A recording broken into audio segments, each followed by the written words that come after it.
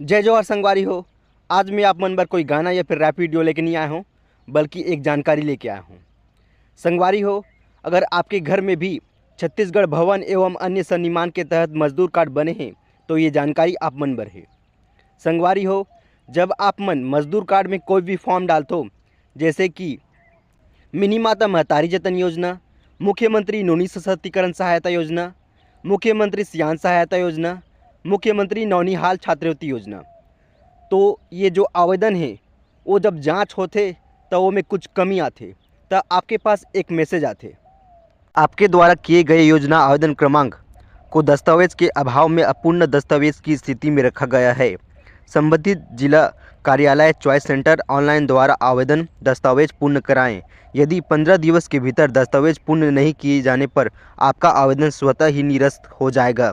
छत्तीसगढ़ शासन श्रम विभाग। संगवारी हो, मैं एक CSC VLE हूँ और मैं ज़्यादातर देखे हूँ कि आदमी मन वो मैसेज ला या तो देखे नहीं या फिर ध्यान नहीं दे। अगर आपके पास भी ऐसे मैसेज आई तो आप मन ध्यान दो। और अभी मैं देखा था कि 2018 से लेके 2023 तक एक फॉर्म डले है, मुख्यमंत्री निर्माण मजदूर सुरक्षा उपकरण सहायता योजना। वो योजना में जो आवेदन करे है वो आवेदन में कुछ कमी आते, तो ओला आप मन हाँ जरूर पूर्ण कराओ और योजना के लाभ उठाओ। जय जोहार, जय छत्तीसगढ़।